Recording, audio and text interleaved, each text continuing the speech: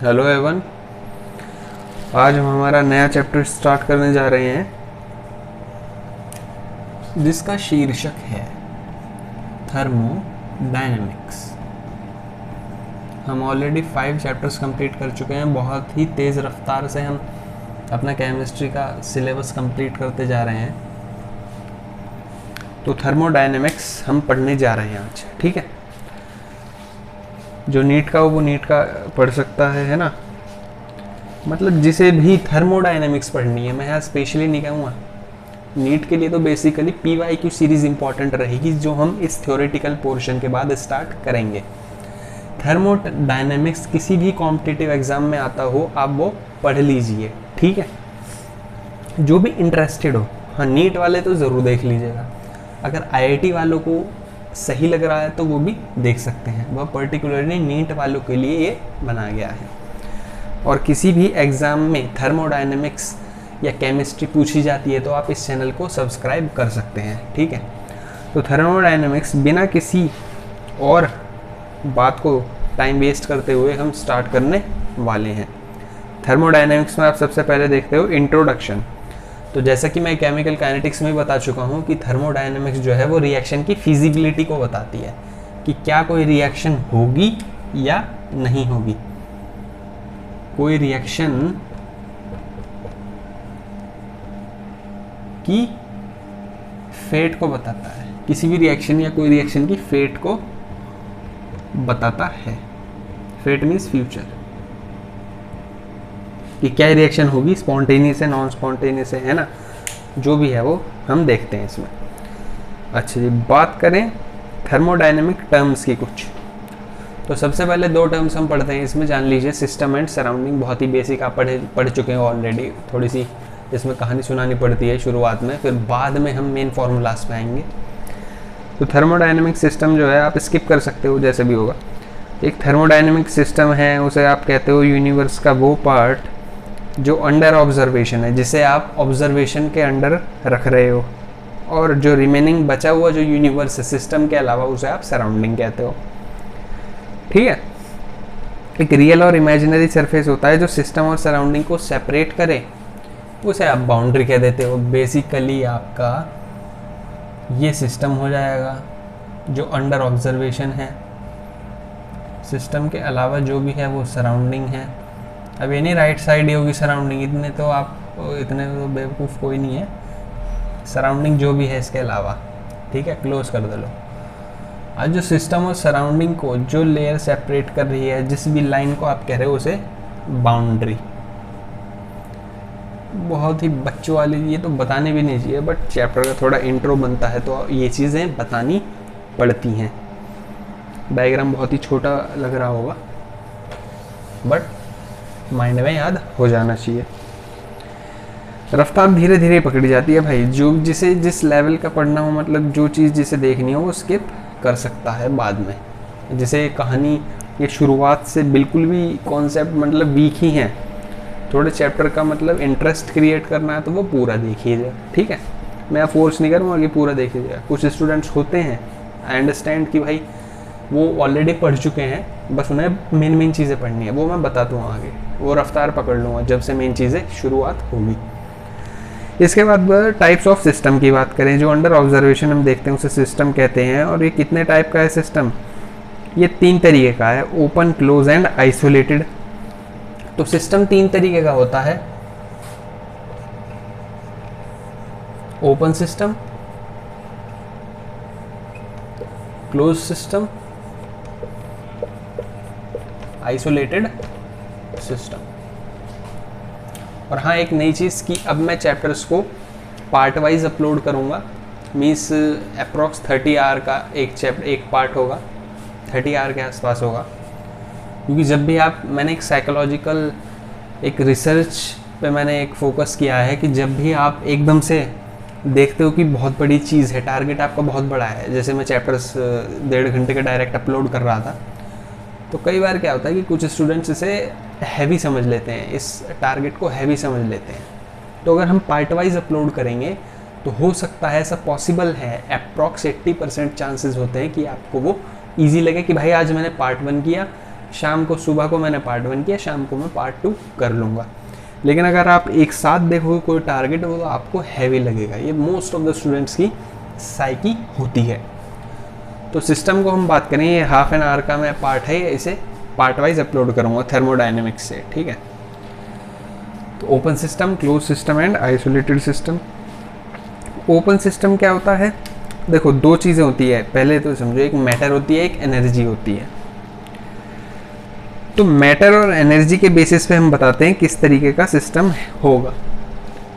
तो पहले हम बात करें ओपन सिस्टम की, तो ओपन सिस्टम अलाउ करता है दोनों, मैटर को भी और एनर्जी को भी एक्सचेंज करने में, सिस्टम और सराउंडिंग के बीच। ये सिस्टम है, इसके चारों ओर सराउंडिंग है, और ये जो मैटर एनर्जी दोनों को वो करेगा फेवर, कि भाई मैटर भी आप एक्सचेंज हो सकते हो और एनर्जी भी आप एक्सचेंज कर सकते हो, उसे ओपन कहेंगे। बात करें क्लोज्ड की, क्लोज्ड सिस्टम जो होगा वो सिर्फ और सिर्फ एनर्जी का ही फेवर करेगा एक्सचेंज करने में, मैटर को वो एक्सचेंज करने में हेल्प नहीं करेगा, सिर्फ और सिर्फ एनर्जी का एक्सचेंज होगा सिस्टम और सराउंडिंग के बीच। बात करें तीसरे आइसोलेटेड की, तो आइसोलेटेड में क्या केस बनता है, ना ही एनर्जी आपकी वो होगी exchange, neither energy nor matter, इन दोनों में से कुछ भी एक्सचेंज नहीं होगा, इन दोनों में से कुछ भी एक्सचेंज नहीं होगा, ठीक है। ये एरो गलत बना दिए, एक्सचेंज का एरो है ना, तो इसे रहने ही देते हैं, ना मैटर एक्सचेंज होगा ना एनर्जी एक्सचेंज। तो ये तीन तरीके के आपने सिस्टम देख लिए, नोट कर लीजिए, कुछ खास बात तो है नहीं, पता होना चाहिए भाई, चैप्टर स्टार्ट कर रहे हैं तो। अब हम बात करें किस चीज़ की, अब हम बात करते हैं स्टेट ऑफ द सिस्टम। तो हम इसमें देखते हैं कि कुछ स्टेट वेरिएबल्स और स्टेट फंक्शन, स्टेट वेरिएबल और स्टेट फंक्शन को एक ही बात है। तो ऐसी प्रॉपर्टीज़ जैसे कि प्रेशर, टेम्परेचर, वॉल्यूम, अमाउंट, जो डिपेंड करें सिर्फ और सिर्फ स्टेट पर किसी भी सिस्टम की, और उस चीज़ पर ना डिपेंड करें कि किस तरीके से वो हुआ है, वो प्रोसेस हुई है, बट उसकी स्टेट क्या है, इनिशियल स्टेट क्या थी या फाइनल स्टेट क्या थी, उस चीज़ को कहते हो स्टेट फंक्शन, जो स्टेट पर डिपेंड करें, या फिर स्टेट वेरिएबल्स। तो स्टेट फंक्शन और स्टेट वेरिएबल्स आप कैसे कहते हो, स्टेट थोड़ा बड़ा भी लिखना पड़ेगा, बहुत से स्टूडेंट्स कंप्लेन कर रहे थे कि भाई सर थोड़ा बड़ा लिखिए, स्टेट फंक्शन या फिर स्टेट वेरिएबल्स, क्योंकि रब तो मैं फिर भी करता हूँ एक टॉपिक के बाद।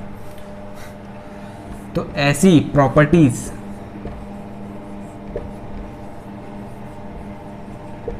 That depends on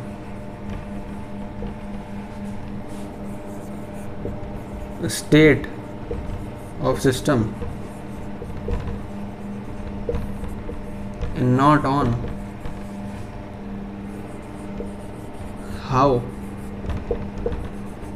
it is reached, कैसे पहुंचा है उस चीज़ पर डिपेंड ना करके वो सिस्टम पर डिपेंड करे, वेदर चाहे आप वो प्रेशर का हो,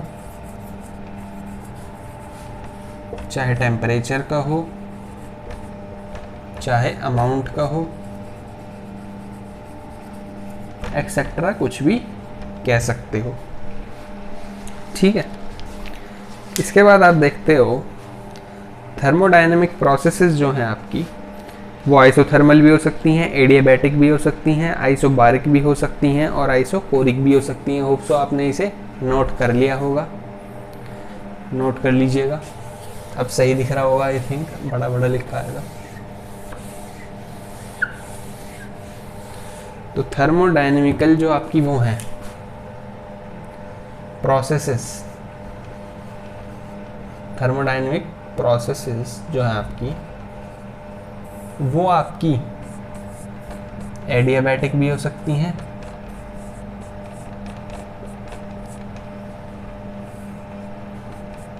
आइसोबारिक भी हो सकती हैं,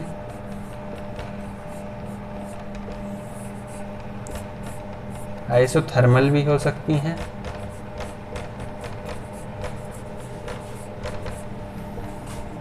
और आइसोकोरिक भी हो सकती है। ये 4 तरीके की प्रोसेस होती हैं आपकी थर्मोडायनेमिक्स में। आइसोबारिक आप किसे कहते हो? जब आपका प्रेशर कांस्टेंट रहे।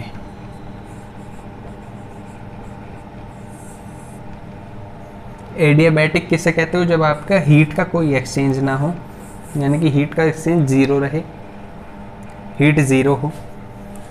आइसोथर्मल मीन्स टेम्परेचर आपका कांस्टेंट रहे, ये देख लीजिए टेम्परेचर कांस्टेंट रहे।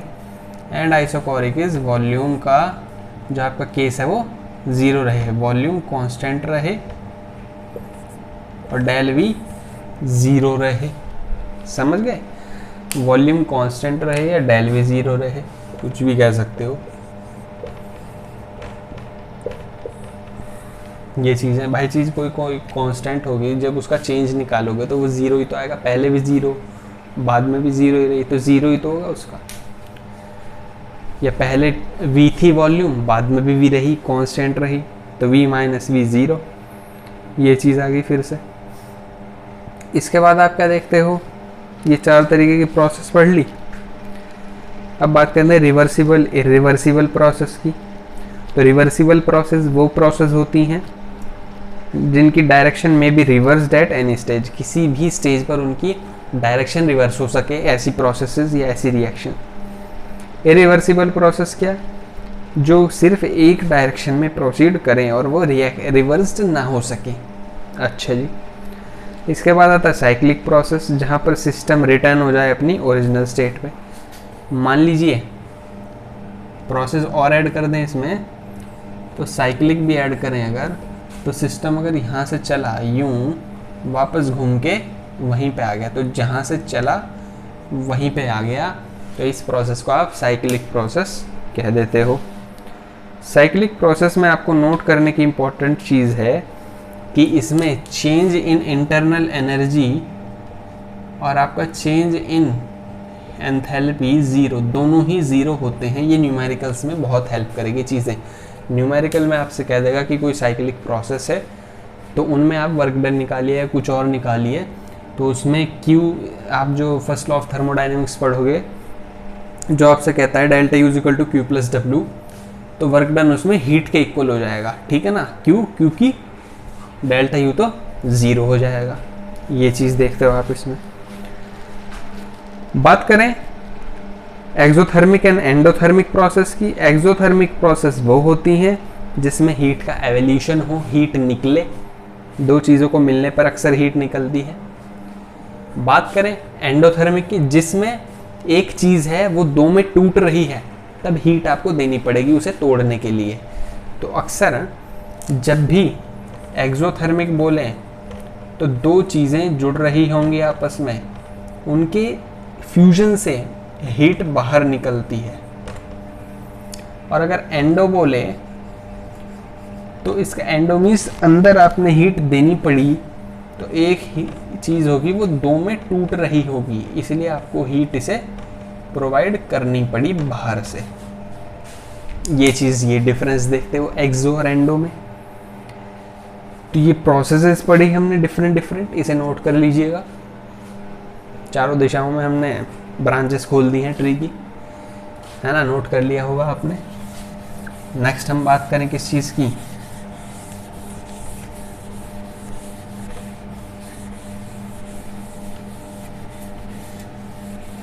नेक्स्ट हम बात करते हैं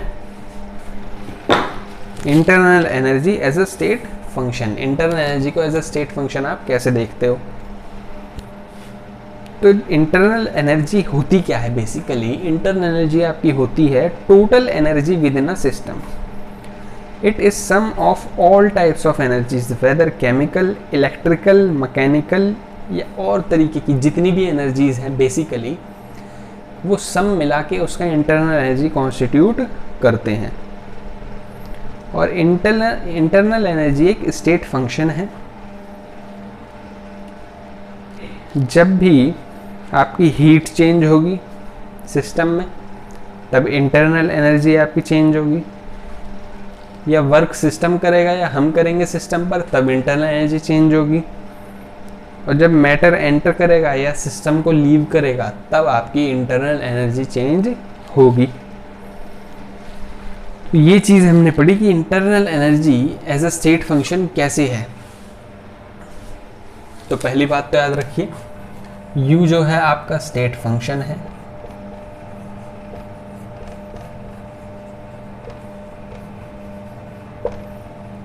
U कब चेंज होगा? जब आप सिस्टम पर वर्क करोगे या सिस्टम वर्क करेगा, जब आप हीट रिलीज होगी या हीट देनी पड़ेगी, और तीसरी चीज जो थी इसमें वो थी जब मैटर एंटर करेगा, मैटर एंटर करेगा या फिर मैटर लीव करेगा सिस्टम को, मैटर लीव सिस्टम और एंटर इनटू द सिस्टम। इन तीन कारणों की वजह से आपकी इंटरनल एनर्जी में चेंज आएगा। ठीक है जी, नोट कर लिया। नेक्स्ट बात करें किस चीज़ की। आपको अगर स्लो लग रहा है तो भाई आप 2x पर देख सकते हो, आपका ऑप्शन दिया है यूट्यूब ने। जब यूट्यूब बना उसने सोचा होगा कि भाई कुछ बुद्धिमान लोग हैं, नहीं सही में बुद्धिमान लोग हैं, वो 2x पर देख सकते हैं। और ये नहीं कि जो स्लो में देख रहे हैं वो कम बुद्धिमान है, बट हो सकता है वो पहली बार देख रहे हो सकता है वो चैप्टर ही फर्स्ट टाइम पढ़ रहे हो सकता है 11th में उन्होंने प्रॉपरली ना ध्यान दिया हो सकता है कुछ भी हो सकता है। तो आप अपने अकॉर्डिंग स्पीड अरेंज कर सकते हैं।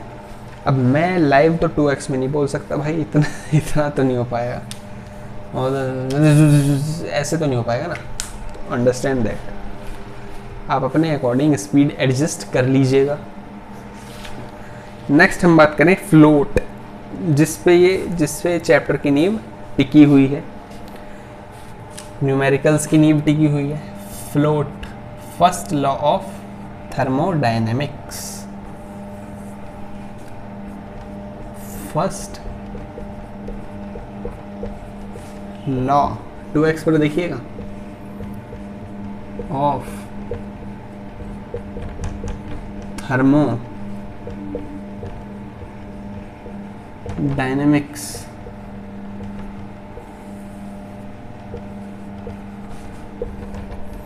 First law of thermodynamics. तो फर्स्ट लॉ ऑफ थर्मोडायनेमिक्स अगर आप देखो, ये आपसे कहता है delta U, change in internal energy is equal to heat plus work done on the system. ये है क्लियरली आपका फर्स्ट लॉ ऑफ थर्मोडायनेमिक्स। अब यहाँ पर एक चीज़ देखने वाली है कि ये हीट कौन सी है और ये वर्क कौन सा है। तो हीट और वर्क कौन सा है इसे हम साइन कन्वेंशन से ही देख पाएंगे। तो साइन कन्वेंशन सबसे ज़्यादा ज़रूरी है। साइन कन्वेंशन अगर आप याद रखना है थर्मोडायनेमिक्स का हीट और वर्क के रिगार्डिंग, तो सबसे पहले आपको इसे कंपेयर करना पड़ेगा फिजिक्स से। किसी भी एक सब्जेक्ट का आप याद कर लीजिए, दूसरे का जस्ट अपोजिट होगा। तो फिजिक्स में क्या होता है कि जब वॉल्यूम इंक्रीज होगी, वॉल्यूम इंक्रीज कब होगी? जब गैस पर हम वर्क करेंगे या गैस खुद अपने आप वर्क करेगी। तो वॉल्यूम इंक्रीज तभी होगी जब गैस एक्सपेंड करेगी, मीन्स गैस खुद वर्क कर रही होगी। तो work done by gas in physics means volume का एक्सपेंशन। तो वॉल्यूम बढ़ रहा होगा अगर फिजिक्स में, तो वर्क डन भी आपका क्या होगा? वर्क डन पॉजिटिव होगा अगर वॉल्यूम बढ़ रहा होगा, क्योंकि वर्क डन जो होता है वो आप पढ़ते हो, अलग से क्यों लिख रहा हूँ मैं इसे, ये यहीं पे हम अगर एरो इसमें बना दें तो सही रहेगा। वर्क डन जो होता है वो होगा P डेल्टा V। तो वॉल्यूम में जो चेंज है वो इंक्रीज होगा, तो ऑब्वियसली वर्क डन भी इंक्रीज होगा। तो फिजिक्स में तो भाई work done by gas positive होता है, और work done on the gas क्या होगा? कंप्रेस करेंगे अगर गैस पर वर्क कर रहे होंगे फिजिक्स में, तो वो नेगेटिव होगा। तो फिजिक्स का याद है, इसका अपोजिट कर दीजिएगा।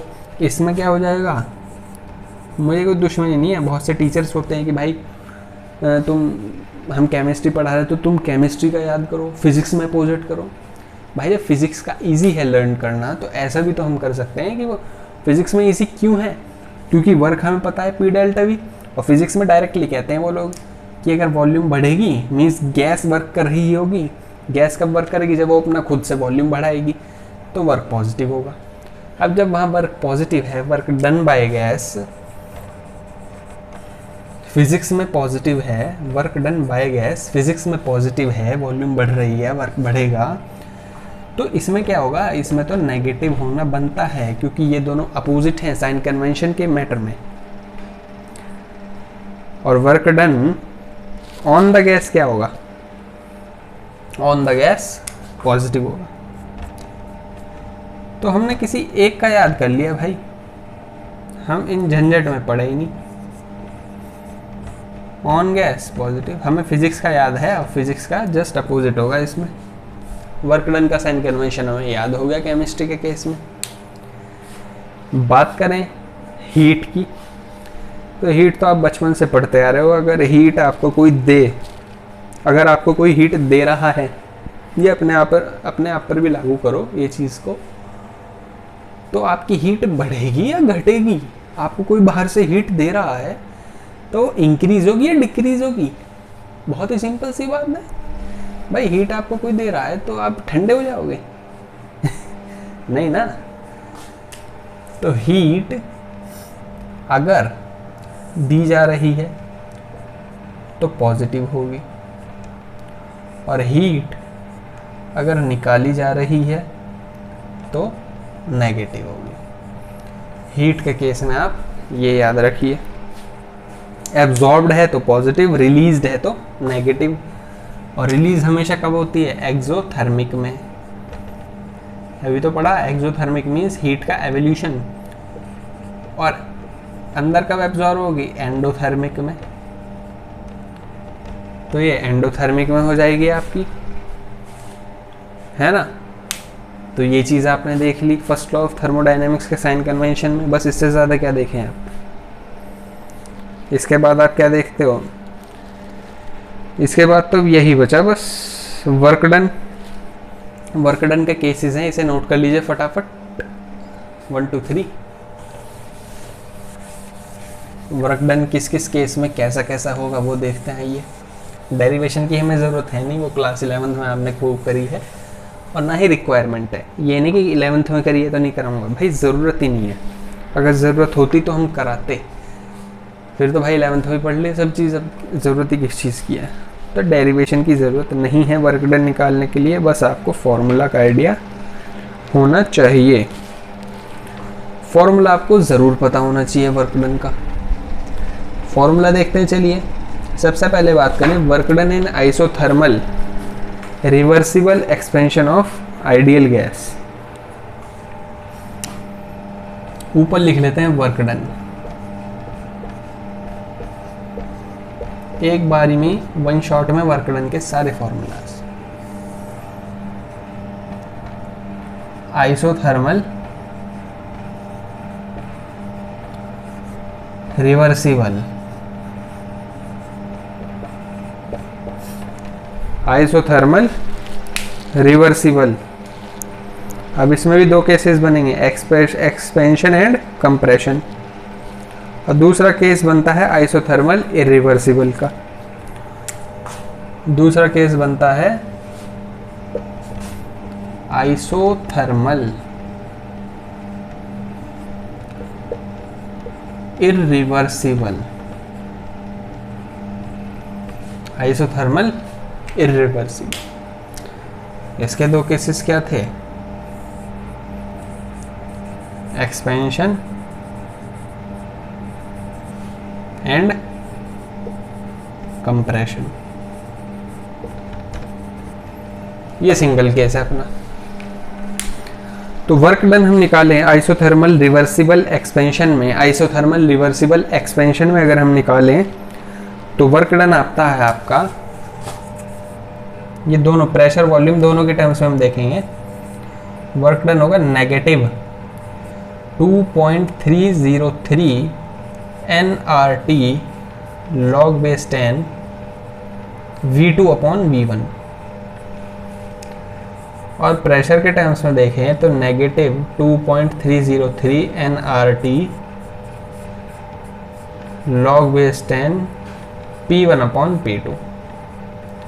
भाई आपने पढ़ा था बॉयल्स लॉ के according P is inversely proportional to V। तो जब V2 होगा ऊपर तो P1 हमारा ऊपर होना चाहिए, है ना, इनवर्सली प्रोपोर्शनल है, क्योंकि ये चीज़ भी समझ आ गई होगी। बात करें आइसोथर्मल रिवर्सिबल कंप्रेशन की, तो कंप्रेशन में क्या हो जाएगा आपका, पॉजिटिव हो जाएगा। अब इस चीज़ को कैसे पता लगाएं कि एक्सपेंशन में नेगेटिव है या कंप्रेशन में पॉजिटिव है, तो वो भाई वो भी फिजिक्स से ही देखते हैं हम। केमिस्ट्री है भाई, लेकिन फिजिक्स की हेल्प लेनी पड़ रही है क्योंकि फिजिक्स में थोड़ा इजी समझाया हुआ है। तो फिजिक्स में गैस कब वर्क करेगी, जब आपका एक्सपेंशन होगा। गैस जब वर्क करेगी जब आपका एक्सपेंशन होगा।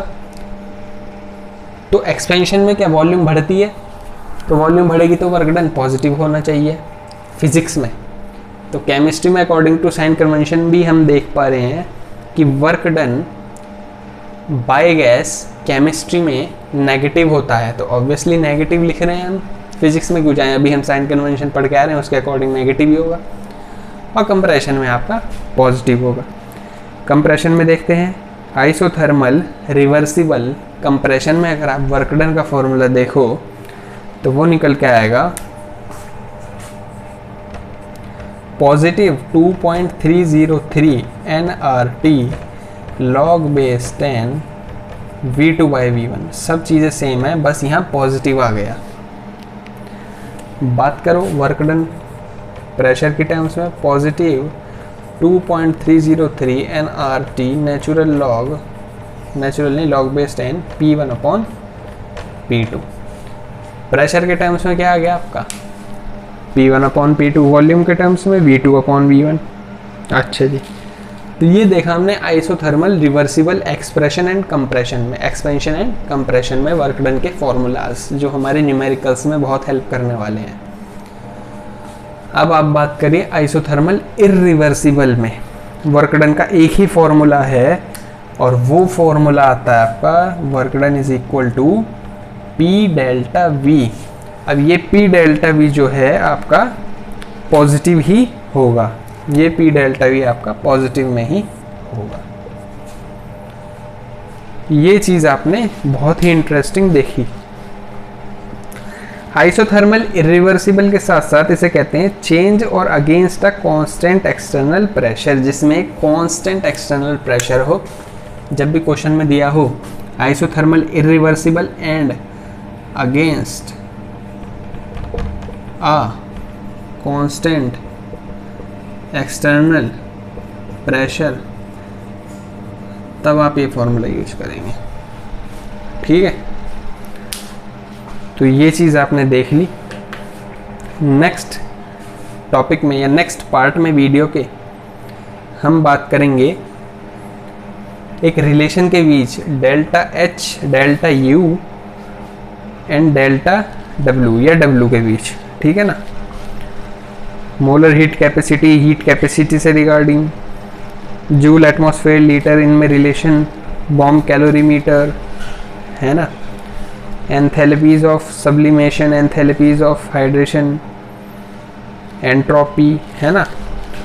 और लास्ट पार्ट में हम डिस्कस कर रहे होंगे एंट्रोपी एंड गिब्स एनर्जी को बेसिकली इन डिटेल। तो हो सकता है ये नेक्स्ट पार्ट में ही ख़त्म हो जाए चैप्टर, या हो सकता है इसके 2 पार्ट्स और लगें। Most probably I will try कि ये नेक्स्ट पार्ट में ही कंप्लीट हो जाए। तो तब तक के लिए आप पढ़ते रहिए। अप्रॉक्स हाफ एन आवर का ये फर्स्ट पार्ट आपका बन चुका है। इस फर्स्ट आपको देख लीजिएगा फर्स्ट पार्ट को, नेक्स्ट पार्ट हम नेक्स्ट डे अपलोड कर दिया जाएगा। तो आप पढ़ते रहिए बस।